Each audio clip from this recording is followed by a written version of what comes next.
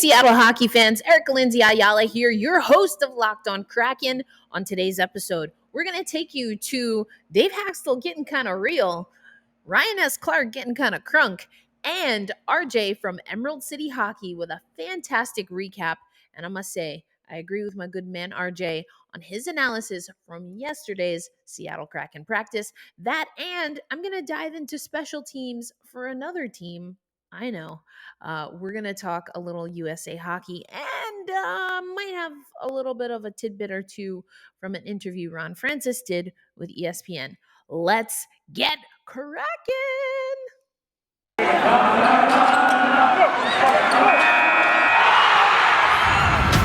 You are Locked On Kraken, your daily podcast on the Seattle Kraken, part of the Locked On Podcast Network, your team every day. We are the Seattle Kraken.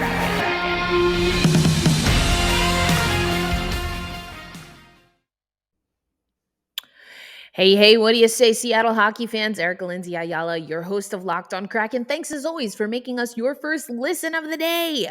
Oh yeah, baby, we talking practice. That's Allen Iverson. For some of y'all know. I always I know that's part of like the sports narrative or whatnot. We talking about practice. I feel like I've used that one on this episode or on this podcast before. But AI, yeah, we talking about practice. Practice is important, especially when you're a Seattle Kraken team 30 plus games into the season and you're not really cracking that win column. You're not hitting that win column like you want to. So no matter what AI and Philly and them doing, the Seattle Kraken, oh yeah, we talking about practice. So I'm going to take you to some comments that Dave Hakstol made about these extended practices that the Seattle Kraken have been fielding because of the COVID postponements. The game against the Islanders this week, postponed. The game against the Senators this week, postponed. So they're not going to hit the ice again until they go on the road against the Winnipeg Jets. So yeah, we talking about practice. And as promised, you're going to hear from Dave Hakstol. You're going to hear from Carson Soucy. And then you're going to hear from RJ. I always love to hype up other people covering the Seattle Kraken. I think that's extremely important here. And I agreed with a good amount of what RJ said. So first, let me take you to what Dave Hakstol said, and then we'll break it all down. Hey, Dave, you look at today's practice. It might have been the longest of the season and one of the longest you've had really since probably camp. Like, what did you think of the way it went? What are the things that you saw that you liked, and what do you think is maybe the big takeaway from players when you look at how today went? Brian, we took advantage of yesterday's time. We probably spent a little bit more time on the ice yesterday than we did today, but both were purposeful, detailed practices. We had an opportunity to get to some areas and some systems areas that we haven't been able to get enough time on in practice over the last month. So today we focused a little bit on some PK, just some PK pressure and trying to build some chemistry there and a little bit of 3-on-3. So, our practices, as in general, our group practice is hard and has pretty good practice habits. But if I can be blunt, the competitiveness of our practice has to increase. At times our practices are too nice. There's certain drills that are meant to be competitive and they have to be game-like. And that's an area that that we'd like to see improve, within our team, not just practicing hard. There's a difference between that and a little extra competitive level. It was about the PK. It was about, and you'll hear RJ allude to this, but there's also been some skating. They're getting some conditioning in. You heard Dave Hakstol allude to the fact that there's been interruptions. There's so many interruptions this season for the Seattle Kraken and for really all of us, right? For the last 2 years, it's been like that. But when you're a brand new team, when you're an expansion team, when you're a team coming out of your teenage years into those early 20s, as I've been talking about here on Locked On Kraken, getting in practice is extremely important. Creating the habits that you want is extremely important. And here's the other thing, and this is what I loved, because I've gotten close into the camera before. I've told Philip Grubauer he needs to get more aggressive. I've said, yes, this Seattle Kraken team needs to get more aggressive. And you heard Dave Hakstol. He said, I'm going to be completely honest, my team needs to get after it a little bit more against each other in practice. Yes, yes, yes, yes to that. You have to practice how you want to play. You have to practice how you want to play. Here's Dave Hakstol again. There's a certain competitive level that, the game really comes down to a lot of 50-50 battles. It's very much a team game, but within this team game, there's a lot of individual plays, 50-50 battles, us or them type of battles. And you have to get as close to that edge as you possibly can in practice, or else there's no way it's going to consistently happen in a game. And for us right now, we're not consistently there in games. There's too many points in games where we're making critical mistakes. You can call them systematic, you can call them individual. They're happening, and those have to we have to get those out of our game. We do a ton of good things as a team. But at the end of the day, you don't add up the good things and the positive things that you do. It's about, doing everything that needs to be done to build a win over 60 minutes. And it gets harder and harder. We're into game 30 of the league now, 30 plus. This league continues to get better as you go through certain stages and different stages of the regular season. That's so important. You can't just assume you're going to show up okay, and all of a sudden everything's gonna click. The only reason people can show up and everything clicks is because they've put in the work. I've talked about it on the show before. I'm not great with the harvesting and farming analogies because that is not my ministry, but I know enough to know that you can't cheat the system when it comes to growing a harvest. You can't cheat the system. That's the perfect example of literally the term you reap what you sow. What you put into the ground, when you fertilize, when you water, when you care for your crop, then it will grow. You're not going to get corn. You're not going to get all kinds of other crop unless you put in the work.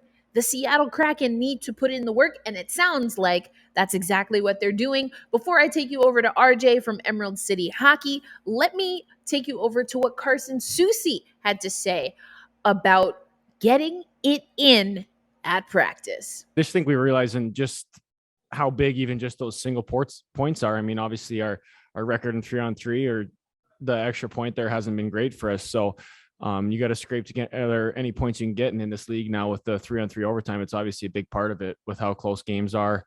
And I think we're just kind of realizing we need some of those points if we're coming down the stretch here. Hey, Carson, thank you for doing this. Mentioning good quality practices from the guys from Dave Hakstol, that's the goal for the week. And the frustration maybe in the past with how some games have transpired. What have you taken away here from today or the first 2 days to meet your goals heading into this next week? I think it's just compete. I know we're just going against each other in practice, but there's no more time kind of just to take it easy on each other like you kind of do in training camp or when you're coming in just skating before the season or at the end of summer. It's kind of, we're right in the mix this season, so we got to play each other like we'd play other teams just to be ready for when we come back, because those are obviously huge games right when we get back, and we can't afford to come off this break slow. Yeah, just kind of what's your takeaway defensively of the last 3 games? Like, where do you think that some of the breakdowns have come from? And like, where do you think you guys have developed since the start of the season to this point? I don't think we've been bad. I think we've done a good job most of the game limiting other teams. It just kind of seems right now just kind of in that stretch where kind of one mistake is too big of a mistake, and it always kind of ends up in the back of the net. And I think it's just the time of those mistakes. Kind of we're in the stretch right now again where we score a big goal, it seems, and we're kind of riding high, but next shift we kind of give up one and lose that momentum, and that's hard to bounce back from. It's important to get after it in practice. It's important to get after it in practice. Okay, I'm keeping all the jokes live. I want to go back actually to Dave Hakstol. I'm actually going to play what Ryan S. Clark said to Dave Hakstol, because I want to make sure I heard what I thought I heard, because I thought I heard Ryan S. Clark ask Dave Hakstol how he will know if what they're doing in practice slaps. Not slap shot, but like, oh man, that slaps. Like, like the slang term that slaps, something is good, or it's like dope, fire, excuse me. I thought that's what I heard Ryan S. Clark say, and I had to message him. I haven't heard back yet. It's still early in Seattle at the time that I'm recording this for you. So, Ryan, with the flavor, bringing that brand new flavor in your ear. Here's Ryan S. Clark asking Dave Hakstol how he'll know if what they're doing at practice will translate into something that slaps when it comes to game day. Dave, I just want to jump back to something you said about practices being too nice. Like, there was a sequence today, I believe it was Will Borgen was with someone, and I believe they ran into one of your assistants, and there was kind of like that physical nature. Like, is that sort of the tenacity you want to see, where like during practices, like you have more of those moments, or like what are other examples of things like you want to see where you look at it and you're like, that's what we want, that slaps, and that's kind of the standard we want? Oh man, Ryan, a hoot, an absolute hoot. I think Seattle has a great, beat. There's so many amazing people that have been helpful to me. Hopefully people that I've been able to help. And speaking of, we're going to take you over to RJ. He's doing something that I think is amazing. When we have Seattle Kraken game days and I don't fall asleep, I try to give you a reaction video after the game. RJ's giving you a reaction video after practice, and I'm here for it. I am here for this hashtag content. So here is RJ, Emerald City Hockey. If you're not following already, make sure you remedy that on the immediate. RJ with his thoughts post-practice. Hi everyone, it's RJ from Emerald City Hockey with another Kraken practice recap. Seemed like you guys liked the last one, so we're going to keep doing them. Main takeaways from practice today. First, there was a lot of work on special teams today. Hakstol mentioned after practice that they were working on aggressiveness on the PK as an area of focus there. The other big area they worked on today was 3-on-3, something I know a lot of you have been wanting them to focus on given the team's struggles in overtime. They played about 10 minutes of 3-on-3, and in that whole time there was only one goal scored. So take that as you will, good on the defensive side, bad on the offensive side, kind of up to your interpretation. They did have another fairly long skate at the end of practice. Unfortunately, the goalies did not participate this time, so sorry to everyone who enjoyed that goalie skating video from yesterday. Lastly, I want to talk about Hakstol's presser after practice. So this is about as blunt and honest as I've seen him talking about changing the way that the team needs to practice. He said, if I can be blunt, the competitiveness of our practices has to increase, and that the practices at times have been too nice this season. Now, he did say the team generally has good practice habits, but he pointed out that there's a difference between practicing hard and having that real compete level in practice. Carson Soucy echoed that as well, saying that there's no more time to take it easy on each other. We've got to play each other in practice the way that we play other teams in games. So look for more physical, more competitive practices as a theme going forward. Now, one final note on attendance. Everyone who was at yesterday's practice was here today, with the exception of Cole Lind and Joey Decord, both of whom were sent down to Charlotte. So the Checkers have back-to-backs coming up, so it'll be good to get them into some games instead of just kind of sitting around practicing here. So that's it for today's practice recap. The Kraken have another 5 days in a row of practice scheduled, so keep checking in for our coverage of that. Thanks for watching. Built Bar is the protein bar that tastes like a candy bar. And maybe even better. Hello, cookie dough chunk. I need some cookie dough chunk in my life for real. If you want to eat healthy, but you're worried about getting kind of bored by your options, this is the snack for you. 130 calories on average, 4 grams of sugar, 4 net carbs, and 17 grams of protein. Eating protein in the morning especially is critical for how our metabolism is going to act and react for the rest of the day. So getting Built Bar on your calendar, right, bright and early, along with I personally like to drink tea in the morning, is so good for you. And so here's another idea for the new year. That tea little tip and protein in the morning tip, that one was free. Here's what Built Bar wants you to know. Why don't you replace Built Bars with whatever you have in your secret stash? Everyone's got a little sweet tooth, especially I have a big sweet tooth. I got a few of them. So whether it's at home, in your gym bag, at the office, like it is for me, replace Built Bar with your other snacks intermittently if you got to get there gradually, and see the difference. Look good, feel good, do good. That's what we want, and Built Bar can help you along that journey. If you head over to built.com and use promo code LOCKED15, that's LOCKED15, you will get 15% off your next order of Built Bars. Again, head over to built.com, use promo code LOCKED15 for 15% off your next order of Built Bars. As always, I want to thank you so much for making Locked on Kraken your first listen of the day. I hope you enjoyed that little segment by RJ. I mean, almost 2,000 views. I think the Seattle Kraken fans are digging it, RJ. Congrats to you over there at Emerald City Hockey. But now let me take you over to ESPN.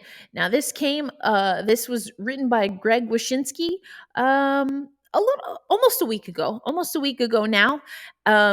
And it is a Q&A with Ron Francis. So here we go.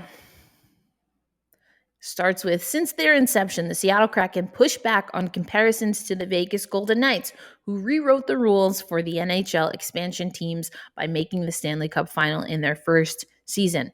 From day one, we've said we're not Vegas, Kraken general manager Ron Francis said on Monday. There's no debating that. Through 33 games in the 2017-18 season, the Golden Knights had a point percentage of .670 and were atop the Pacific Division. Through 33 games, Seattle has a .364 point percentage and reside in the bottom of the Pacific, which is where you might expect to find a Kraken, but not the Kraken. Okay, Greg, I see what you did there. So again, this is a Q&A ESPN did with Ron Francis. So Ron talking about that this has been challenging, more challenging than they'd hoped, that he thought that this would be a competitive team. You're always hoping that things go right for you. The plan all along was to build this thing right from the ground up, long term, have a strong, successful franchise. That's how we drafted. That's why we kept our cap space available. So that hasn't changed. So although not thrilled with the results, he's staying the course. Ron Francis wants to stay the course. He mentioned that cap space. We've talked about that on this episode, or on this show, before. How will this year's record impact the next 3 or 4 seasons? To which Francis says, I think you have to assess where you are and act accordingly. For us, the worst thing to do would have been to panic and change course and start giving up assets for pieces that may or may not turn things around this year. So again, Ron Francis reiterating that he's going to stay the course. The tough part is biting the bullet. Yeah, I think we can all attest to that, Ron. Sticking to the plan, drafting and developing well, and trying to improve your team in ways that you can. At the core of it is not doing something now that affects us in a negative way 2 or 3 years down the road. I always thought that maybe the Seattle Kraken would have a little bit of a shorter leash. I talked about that when Allison Lucan was on the show. I've talked about it when we had Haley Salvian on the show really early before the Seattle Kraken dropped the puck on the regular season. Sounds like, at least for season 1, that's not going to be the case. And you know what? I'm okay with that. Why is what the Kraken have not working? We don't know. I'm very curious. I am very curious to see if we see an uptick in productivity from the Seattle Kraken after this week of intense practice, after Dave Hakstol challenged his team to get after it in practice. I love that. I was the type of player in any sport that I played that I wouldn't go to the line. I would go over the line in style, of course. I'm talking basketball, slide across the line, pivot, and run back up the court. I would go over the line. I would do the extra. You don't cut corners. You don't cut corners. That's the kind of athlete I was. So to see that Dave Hakstol is challenging his team to show up at practice as they would in a game, I love that. This is not just a young team. I mean, age-wise, you could argue that they're not the youngest of teams, but they're a brand new franchise. And so you have to build the expectation because, sure, Mark Giordano, when he played in Calgary, had some expectations. Yanni Gourde, when he played in Tampa, had expectations. Jordan Eberle, when he played for the Islanders, had expectations. So the assumption can't be that when all three of those players and everybody else from the Seattle Kraken come together, that the expectation, that the foundation, that the floor is the same. But coming up next, I said I was going to talk about another hockey team. We're going to go back to USA Hockey because I had the opportunity, since we talking about practice, I had the opportunity to talk to Joel Johnson, and I'm going to let you know what he had to say. All of that and more coming up on Locked On Kraken. But let me tell you how you got to get your money together, and that's with BetOnline.ag. And of course, we have the Locked On Bets show that's going to make sure that you're making the most with your money. But Locked On Kraken also wants you to know that betonline.ag has you covered this sports season. New interface, brand new website, but still your number one spot when it comes to sports action. So if you head to the website, mobile device, tablet, desktop, all good, you head to betonline.ag, and when you sign up and you make your first deposit, you will get a 50 welcome deposit, a welcome bonus back on your first deposit when you use the promo code Locked On. Again, make your first deposit, use promo code Locked On, get 50% of your deposit back as a welcome bonus, from basketball to football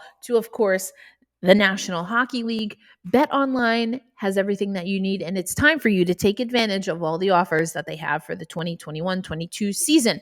BetOnline is the fastest and easiest way to bet on all of your favorite sports, so don't wait to take advantage of the new and amazing offers. BetOnline, where the game starts. As promised, we're going to talk more USA Hockey. As of this recording, as of right now, we're still waiting on the sled hockey roster. We're still waiting on the men's tournament roster for the United States. What gives? Are we going to get it? I don't know what's going on there, but you best believe we're going to have some of the experts from Locked On NHL channel back on when we do get those rosters. So I can't give you an update on the men's tournament. I can't give you an update on the sled hockey team. But here's what I can do, is to remind you, oh man, when my man, Joel Johnson, head coach of the women's national team, said that he does not focus much on special teams in a condensed tournament, I thought that was the craziest thing that I'd heard in quite some time. And I hear crazy things all the time, especially on social media. But I could not for the life of me understand how, when you have a short tournament, how you're going to say that special teams is not a primary focus. I didn't understand it. And special teams was not good for the women's national team when they competed in the 2021 World Championships, which they ultimately lost. So I'm going to give you a little bit of a clip from Joel Johnson, him talking after the loss in the World Championships about special teams. And then I'm going to take you to a clip of me, and this will be audio only, but I'll give you a nice little picture still shot overlay. I asked Joel Johnson about special teams, and what did he tell me? Oh, baby, it's on brand for this episode. He talked about practice. So here is the first clip, Joel Johnson after the loss to Canada in the 2021 World Championships, talking about special teams. a question to your last statement. Is there one specific area from the Women's World Championship that you think the U.S. could have been better? And are you going to be focusing on that particular part of the game leading up to the Olympics in 2022? Yeah, I think the way that I'd answer that is yeah, there's one specific thing. We've got to score on the power play. We got to generate more chances and be more organized. And I take 100% responsibility as a coach for us not being as prepared or not being as successful in that area. But as to how it relates to the next Olympics, I don't know. That's a long way away. We're going to work on power play, but it's not like we're only going to work on power play for the next 6 months. We've got to be prepared in a lot of different ways. So I thought our power play was a disappointment this tournament, and it led to, some missed opportunities, including today's game. But that's a part of the self-evaluation that I have to say I've got to be better. Okay, and now we'll go over to Joel Johnson. I asked him again about special teams on this call. Brianna Decker was there, Hillary Knight was there, Kendall Coyne-Schofield was there, and Lee Steckline. So I'm actually going to play a clip from Joel talking about special teams. Yeah, thanks, Erica. I think that when you look at the World Championships, the special teams were something we weren't as successful at as we could have been. As to how it's played its way out, we're still working on that. We've got to practice tomorrow, and we're going to work on special teams in the morning. The players don't even know that yet, but we're going to work on some special teams tomorrow morning. That's a work in progress as we go. We've got to first solidify our roster, then solidify some combinations, and see how it goes. I think the weird part about international events in hockey is everyone thinks it comes down to 3-on-3 and overtime and special teams, and oftentimes it does. So we are going to be committed to be prepared for that. We've set up a structure of practice to be prepared. I'm sure every other federation in the entire world has done that. But we can also win the game 5-on-5. And so we don't want to dismiss that opportunity as well. So we're going to focus on our power play and our penalty kill. I think if you look at the 6 games that we were able to play, or whatever it was against Canada, we weren't bad on the power play. We weren't bad on the penalty kill. So I'm not going to overthink that as a coach. I trust our players. That's the thing that I think. I trust our players. I know who we put on the ice, when we put them on the ice. As a coaching staff, we have the ultimate confidence in them, whether it's special teams, 5-on-4, 4-on-5, we're ready to go. And I'm excited to get it going. All right. I mean, it was like night and day. It was night and day. Joel was like, nah, special teams. Then he was like, special teams. I'll take that. I'll eat that. I respect that. Someone who can make the pivot. And then it's almost as if he knew I was going to ask the question. So I appreciate him giving that to me. It does sound like the national team will be focused on special teams. Said he liked what they did in the My Y tournament. I have not gone over all of the stats for that, so I'm going to fact check and see if I think they did well on special teams. But best believe, I helped him break the news that the team was going to focus on special teams at practice, which would have been on Monday. So I'm going to keep you updated there. I'm going to be in communication with USA Hockey in about another week and a half. My coverage of the Beijing 2022 Olympics is going to start to amplify here on Locked On Kraken and other places. So if you're not already, make sure that you're following me. Hold on. How do I do this? There it goes. Make sure that you're following me personally at elindsay08. I will have stuff on my other podcast that I do, the Founding Four podcast, which is focused on women's hockey. And I will, once we have that roster, give you an update on what we have planned for you for the Olympics right here, not only on Locked On Kraken, but on the Locked On NHL network. But until then, you know what I'm going to say. Hold fast, stay true, and let's go Kraken! Let's go USA too. Let's get after it.